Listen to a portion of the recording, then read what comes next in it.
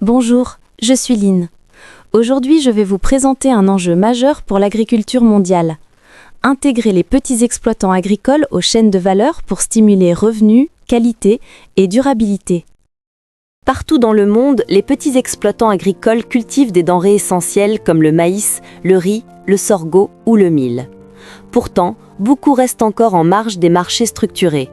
Ils vendent souvent leur production à des intermédiaires locaux à des prix peu avantageux, doivent faire face à des coûts de transport élevés et disposent rarement d'infrastructures adaptées pour stocker ou sécher leurs récoltes.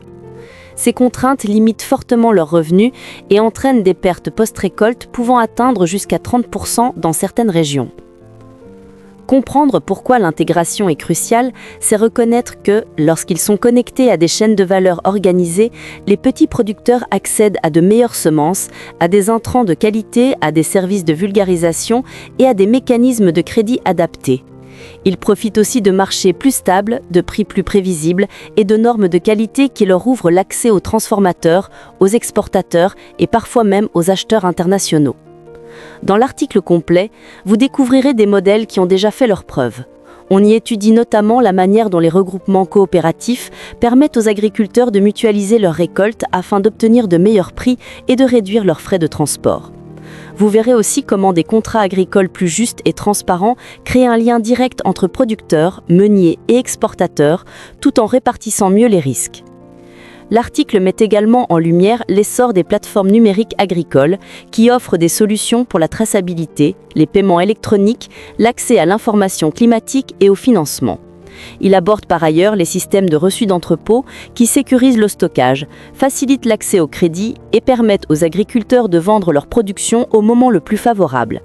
Enfin, il présente des innovations communautaires en matière de séchage et de stockage, essentielles pour réduire considérablement les pertes et améliorer la qualité finale des grains. Vous découvrirez aussi des études de cas issus d'Afrique, d'Asie et d'Amérique latine, montrant des résultats concrets. Des rendements plus élevés, une meilleure qualité des céréales, des organisations paysannes renforcées et des revenus en hausse. Ces exemples démontrent que, lorsque les marchés, la technologie et les politiques publiques avancent dans la même direction, les petits producteurs peuvent réellement prospérer.